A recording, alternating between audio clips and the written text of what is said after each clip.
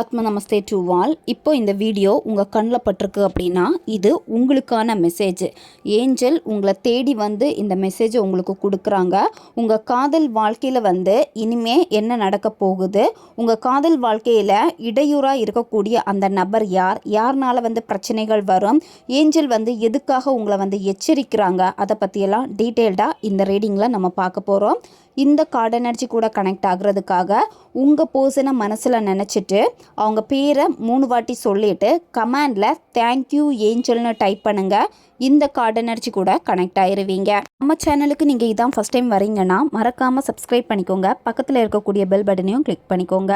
அப்போ தான் நான் போடக்கூடிய வீடியோஸ் எல்லாமே உடனுக்குடன் உங்களுக்கு நோட்டிஃபிகேஷனில் வந்துக்கிட்டே இருக்கும். உங்களுக்கு எங்கிட்ட பர்சனலாக கிளாஸஸ் எடுத்துக்கணும் அல்லது உங்களுக்கு பர்சனல் டேரோ கார்ட் ரீடிங் தேவைப்பட்டுச்சுன்னா இன்ஸ்டா அல்லது மெயிலில் வந்து காண்டாக்ட் பண்ணுங்கள். டீட்டெயில்ஸ் எல்லாமே உங்களுக்கு வீடியோ ஸ்க்ரீனில் வந்திருக்கும், செக் பண்ணிக்கோங்க. இப்போது இந்த ரீடிங்கில் நம்ம போகலாம். ஏஞ்சல் உங்கள் காதலுக்கு என்ன மெசேஜை இப்போ கொண்டு வந்திருக்காங்க அப்படின்னு பார்க்குறப்போ, இப்போது நீங்கள் ஏதாவது ஒரு முயற்சி பண்ணுறீங்க, உங்கள் நபர்கிட்ட பேசுகிறதுக்கான முயற்சி பண்ணுறீங்க, இல்லை ரொம்ப நாளாகவே உங்கள் நபர்கிட்ட ஏதாவது ஒரு விஷயத்த கேட்கணும் அப்படிங்கிறதுக்காக வெயிட் பண்ணிக்கிட்டே இருக்கீங்க அப்படின்னா இது உங்களுக்கான சரியான நேரம் கிடையாது.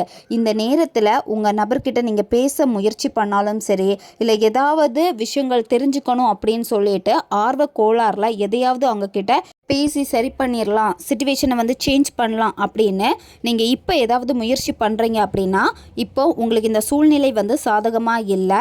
இந்த சூழ்நிலையை வந்து நீங்கள் வற்புறுத்தாதீங்க, சரியா? அதாவது உங்களுக்கு சில குழப்பங்கள் வந்து கொஞ்ச நாளாக இருந்துக்கிட்டே இருக்குது. உங்கள் நபருடைய வாழ்க்கையில் தேர்ட் பர்சன் இருக்காங்களா, இப்போவும் அந்த தேர்ட் பர்சன் கிட்ட பேசிக்கிட்டே இருக்காங்களா, என்ன ஏன் அவாய்ட் பண்ணுறாங்க, இந்த நபர் வந்து இப்போ ஏன் என்கிட்ட வந்து பேசாமல் இருக்காங்க, இவங்க கிட்ட நிறைய விஷயங்கள் நான் வந்து கேட்க வேண்டியது இருக்குது, எப்படி இருந்தாலும் வந்து பேசி ஆகணும் அப்படின்னு கொஞ்சம் அவசரப்படுற மாதிரி இங்கே தெரியுது. இப்போதைக்கு நீங்கள் பேசுனீங்க அப்படின்னா இது உங்களுக்கு வந்து சாதகமாக இல்லாதனால சில பிரச்சனைகளை வந்து மீண்டும் மீண்டும் ஏற்படுத்திக்கிட்டே இருக்கும் இந்த ரிலேஷன்ஷிப்பில். அதனால் இப்போ நீங்கள் வந்து பொறுமையாக தான் இருக்கணும், சரியா? ஏன்னா இப்போ உங்களுக்கு இந்த விஷயங்களில் வந்து பொறுமை இல்லாமல் இருக்குது. உங்கள் நபரை வந்து ரொம்ப டார்ச்சர் பண்ணி அவங்க கிட்டே இருந்து ஏதாவது ஒரு பதில் வேணும் அப்படிங்கிறதுக்காக முயற்சிகள் பண்ணீங்க அப்படின்னா அது வந்து உங்களுக்கு தான் ஆப்போசிட்டாக இருக்கும், சரியா? அது மட்டும் இல்லாமல் அவங்க இப்போ உங்கள் ரிலேஷன்ஷிப்பை வந்து ஏற்றுக்கிற மாதிரியும் வந்து இல்லை.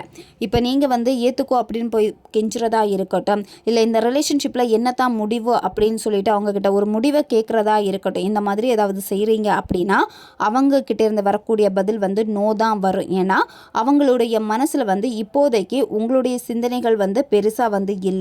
ஏன்னா டைம் வந்து உங்களுக்கு சரியாக இல்லாமல் இருக்குது. அதனால தான் இப்போ இந்த ரிலேஷன்ஷிப்பில் இந்த மாதிரியான சில பிரச்சனைகள் வந்து சந்திச்சுக்கிட்டே இருக்கீங்க. உங்கள் நபர் வந்து உங்களை அவாய்ட் பண்ணுறாங்க, அதாவது இந்த காதலே வேண்டாம் அப்படின்னு நிராகரிக்கிறாங்க அப்படின்னா இது வந்து ஒரு நிரந்தரமான நிராகரிப்பு கிடையாது, சரியா? இப்போ வந்து சூழ்நிலை வந்து உங்களுக்கு சரியாக இல்லை. அதனால தான் இப்போ வந்து அவங்க அவாய்ட் பண்ணுறது, பேசாமல் இருக்கிறது.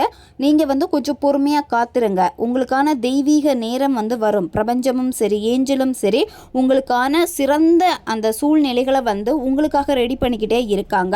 நீங்கள் அதனால் தெய்வீக நேரத்தை வந்து நீங்கள் நம்ப வேண்டியது ரொம்ப ரொம்ப முக்கியம், சரியா? ஏன்னா நிறைய பேருக்கு வந்து நம்பிக்கை இல்லாமல் இருக்குது, நம்பிக்கை விட்டு போன மாதிரி இருக்குது. ஏன்னா உங்களுக்கு வந்து இப்போ ஏதாவது ஒரு நீங்கள் கண்டுபிடிச்சி உங்கள் நபர்கிட்ட பேச முயற்சி பண்ணாலுமே அது உங்களுக்கு பாசிட்டிவ் அமையாத பட்சத்தில் வந்து நம்பிக்கை விட்டு போன மாதிரி இருக்கும். இதை நினச்சலாம் கவலைப்பட வேண்டாம். ஏன்னா பிரபஞ்சம் உங்களுக்காக சிறந்த ஒரு டைமிங்கை வந்து வச்சுருக்காங்க, சரியா? அதை நீங்கள் நம்புங்க. கமெண்டில் டைப் பண்ணுங்கள், நான் என்னுடைய தெய்வீக நேரத்திற்காக காத்திருக்கிறேன். அவசரப்பட்டு உங்கள் வாழ்க்கையிலையும் சரி இப்போதைக்கு எந்த விதமான முடிவுகளும் நீங்கள் எடுக்க வேண்டாம். அவசரப்பட்டு ஏதாவது நீங்கள் செயல்படுத்தினீங்க அப்படின்னா அது தேவையில்லாத மன அழுத்தத்தை தான் உங்களுக்கு கொடுக்கும், சரியா? அதாவது உங்களுக்கு தான் சிரமம் அதிகமாக வந்து இருக்கும். இப்போதைக்கு எந்த விதமான முயற்சிகளையும் நீங்கள் எடுக்க வேண்டாம், கொஞ்சம் பின்வாங்குங்க, சரியா? ரிலேஷன்ஷிப்புக்காக இது சரியான நேரம் கிடையாது. அதனால் இப்போ நீங்கள் செய்ய வேண்டியது உங்களுடைய தனிப்பட்ட வாழ்க்கையில் தனிப்பட்ட வளர்ச்சியில் வந்து கவனம் செலுத்துங்க. உங்கள் லைஃப்பில் வந்து என்னென்ன சாதிக்கணும்னு இருக்கோ, அதாவது முன்னேறி வர்றதுக்காக வந்து நிறைய பிளான் வந்து நீங்கள் வச்சுருப்பீங்க. அந்த விஷயங்களில் உங்களுடைய வேலை சார்ந்த விஷயங்களில் வந்து இப்போ நீங்கள் கவனம் செலுத்துங்க. இதில் ஒரு சில பேர் வந்து புதிய ஒரு ரிலேஷன்ஷிப்புக்காக வந்து நீங்கள் காத்திருக்கீங்க. புதிய ரிலேஷன்ஷிப்பு உங்களுக்கு இன்னும் கிடைக்காம இருக்குது, சரியாக அமையாமல் இருக்குது அப்படின்னா உங்களுடைய கடந்த காலத்தில் சில பாஸ்ட் வந்து இருந்திருக்கு, சரியா? அந்த பாஸ்ட்டில் இருந்துமே இன்னும் நீங்கள் மீண்டு வரலை. நீங்கள் நல்லபடியாக குணமடையலை, ஹீல் ஆகலை.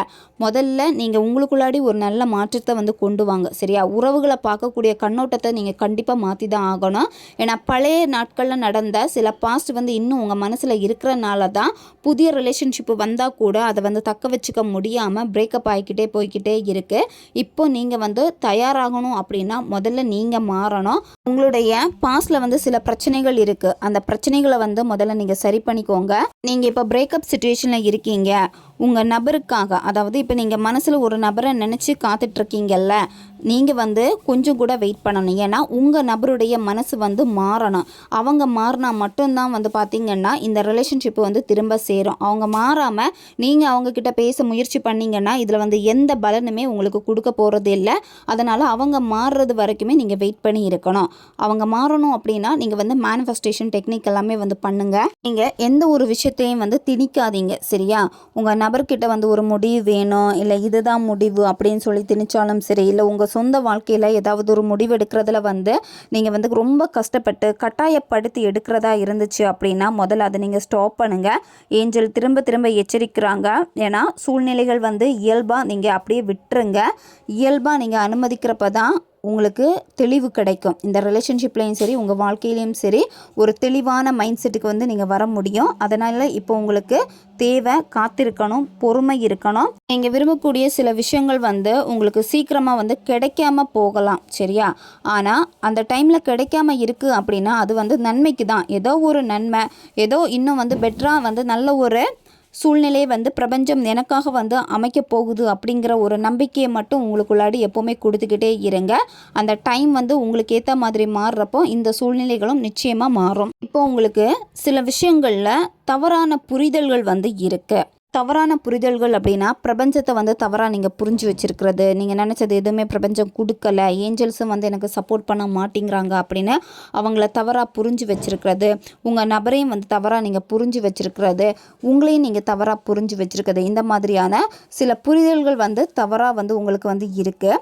உங்களுடைய எண்ணங்களை வந்து முதல்ல நீங்கள் வந்து நேர்மையாக வச்சுக்கோங்க. சரியா? உங்கள் பர்சன் மேலே நீங்கள் வச்சுருக்கக்கூடிய அந்த தவறான புரிதல்கள் மாறணும் அப்படின்னா நீங்கள் முதல்ல என்ன பண்ணுங்கன்னா ஸ்கிரிப்டிங் டெக்னிக் வந்து அதிகமாக பண்ணுங்கள். சரியா? எழுதுங்க. உங்கள் நபர் கூட இருக்கக்கூடிய நல்ல நல்ல நற்பண்புகளை வந்து நற்குணங்களை வந்து நீங்கள் வந்து எழுதுங்க ஒரு நோட்டில். சரியா? பாசிட்டிவாக நீங்கள் எழுதுங்க. பேசுகிறத விடையுமே எழுதுறதுக்கு எண்ணங்கள் வந்து ரொம்ப கரெக்டாக இருக்கும். அதாவது எண்ணங்கள் வந்து தெளிவாக வந்து வெளிப்படும். அதனால் வந்து அதிகமாக நீங்கள் ஸ்கிரிப்டிங் டெக்னிக் வந்து பண்ணுங்கள்.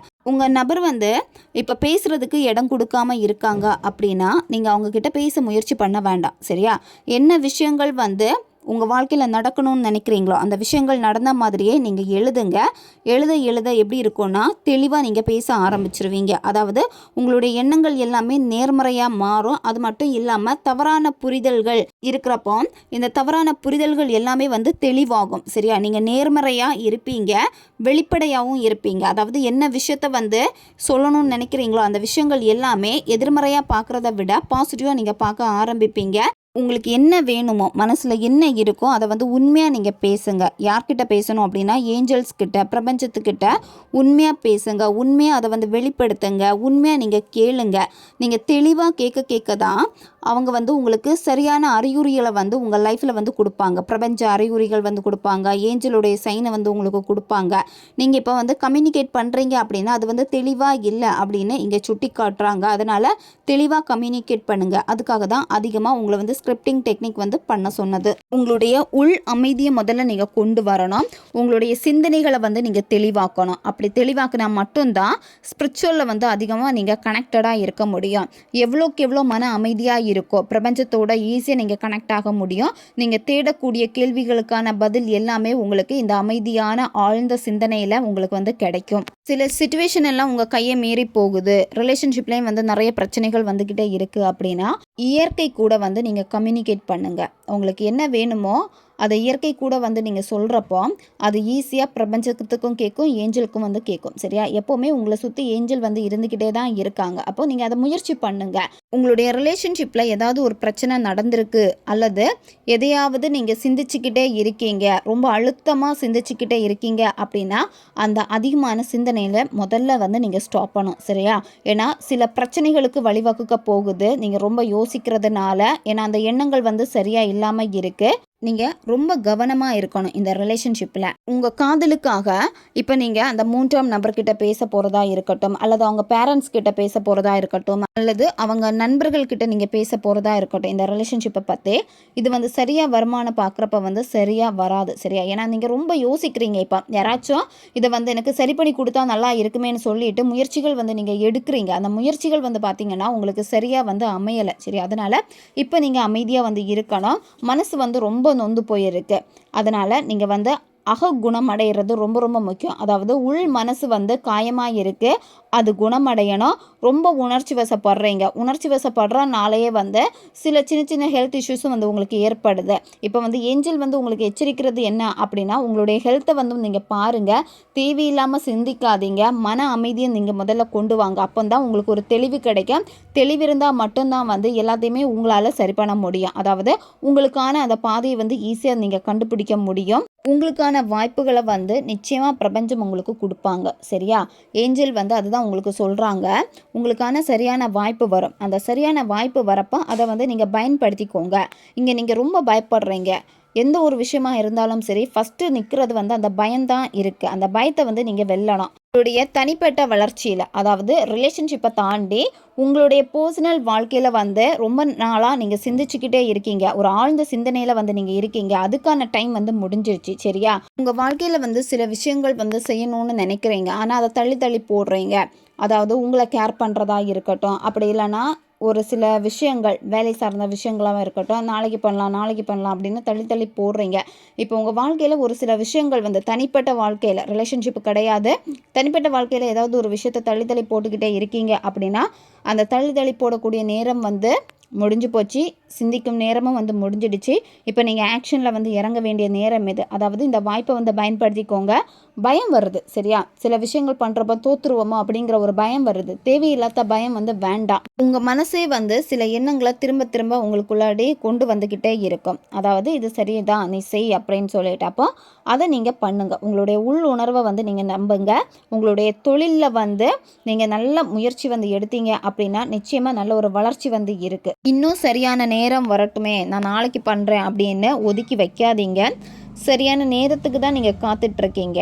அப்படி வந்து பண்ணக்கூடாது. சரியா? உங்களுடைய முன் முயற்சியில் தான் இங்கே எல்லாமே வந்து இருக்குது.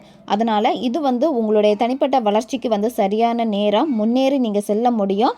நீங்கள் முன் முயற்சிகள் நிச்சயமாக எடுத்து தான் ஆகணும். சரியா? செயலில் வந்து இறங்கினா மட்டும்தான் உங்களுக்கு எதிர்பார்க்கக்கூடிய அந்த பலன் வந்து கிடைக்கும். அதனால் வெயிட் பண்ணி இருக்காதீங்க. இன்னும் வந்து நாட்களை தள்ளி தள்ளி போடாதீங்க. நீங்கள் இப்போவே முயற்சி பண்ணீங்க அப்படின்னா உங்களுடைய தனிப்பட்ட வளர்ச்சியில் வந்து நல்ல ஒரு மாற்றத்தை வந்து சீக்கிரமாகவே நீங்கள் பார்க்க முடியும். உங்களுடைய ரிலேஷன்ஷிப்பில் நீங்கள் ரொம்ப டயர்டானனால இப்போ உங்களுடைய தனிப்பட்ட வளர்ச்சியில் கூட கவனம் செலுத்த முடியாமல் உங்களால் இருக்கு. சில முயற்சிகள் எடுத்தும் அதை வந்து பண்ண முடியாமல் தேங்கி வச்சுக்கிட்டே நீங்கள் இருக்கீங்க. நீங்கள் இந்த மாதிரி பண்ணக்கூடாது. நீங்கள் சோர்வாக இருந்தாலும் சரி, இல்லை எல்லாமே வெறுத்து போய் ஒரு விரக்தியில் இருந்தாலும் சரி, அதெல்லாம் தூக்கி போட்டுட்டு முன் முயற்சி தான் நீங்கள் எடுக்கணும். ஏஞ்சல் வந்து உங்களுக்கு அறிவுறுத்துறது என்ன அப்படின்னா, ஆக்ஷனில் இறங்குங்க, ஸ்டாப் பண்ணிடாதீங்க அப்படின்னு சொல்கிறாங்க. ஏன்னா நீங்கள் எதிர்பார்க்கக்கூடிய ஒரு மாற்றம் வந்து விரைவிலேயே உங்கள் லைஃப்பில் வந்து வர இருக்குது. அதனால் தனிப்பட்ட வளர்ச்சியில் நீங்கள் கவனம் செலுத்தினீங்கன்னா கூடிய சீக்கிரமாகவே உங்கள் ரிலேஷன்ஷிப்லேயும் வந்து நிறைய மாற்றங்கள் வந்து ஏற்படும். ஒரு சில நேரத்தில் வந்து நம்பிக்கை உங்களை விட்டு போகுது. யாருமே எனக்கு வந்து உதவி பண்ண மாட்டேங்கிறாங்களே, என்னோடய வாழ்க்கையில் கூட வந்து எந்த முயற்சி பண்ணியும் எனக்கு பலன் இல்லாமல் இருக்கே அப்படின்னு நீங்கள் கவலைப்படுவீங்க.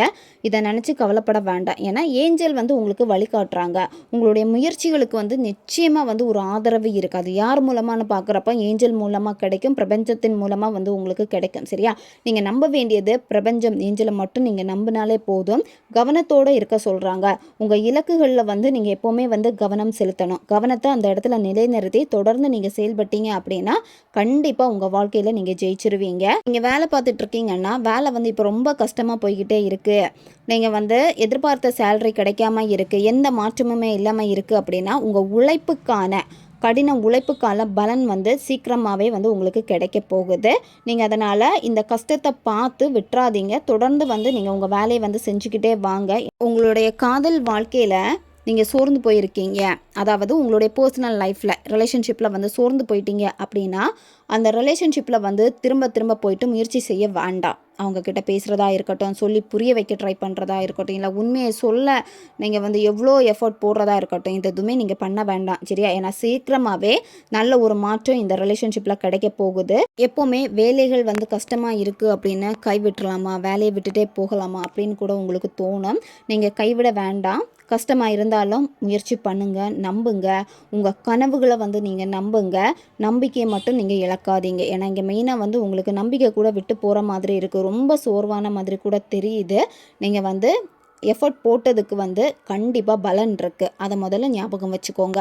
சீக்கிரமாகவே உங்களுடைய பிரச்சனைகள் எல்லாமே ஒரு முடிவுக்கு வந்து வரப்போகுது. தேவையில்லாத கவலைகளை வந்து நீங்கள் ஸ்டாப் பண்ணிடுங்க. உங்கள் பர்சன்கிட்ட போய் சண்டை போடுறத முதல்ல நீங்கள் நிறுத்துங்க. நீங்கள் வந்து வெயிட் பண்ணி இருந்தீங்க அப்படின்னா எல்லாமே வந்து சரியாகும். ஏன்னா பிரபஞ்சமே உங்களுக்கு சரி பண்ணி கொடுப்பாங்க. நீங்கள் ஒர்க் பண்ணக்கூடிய இடத்துல அங்கே ஏதாவது தகராறு இருக்குது அப்படின்னா நார்மலாகவே எல்லாமே வந்து சரியாக போகுது. சரியா? எப்போவுமே பிரச்சனையாக இருக்குது ஒர்க் பண்ணக்கூடிய இடத்துல, உங்களுடைய ஹையர் அஃபிஷியனால் வந்து எப்போவுமே உங்களுக்கு வந்து ஒத்து போகாமல் இருக்குது அப்படின்னா சீக்கிரமாகவே அந்த சண்டைகள் எல்லாமே வந்து சமாதானம் ஆக போகுது. நீங்களாம் சண்டைக்கு வந்து போகவே கூடாது. சரியா? ஏன்னா எப்போவுமே வந்து உங்கள் மைண்ட் செட்டில் என்ன இருக்குது அப்படின்னா, நான் சொல்கிறது தான் சரி, நான் சொல்கிறது தான் கரெக்ட் அப்படின்னு வந்து நினைக்கிறீங்க.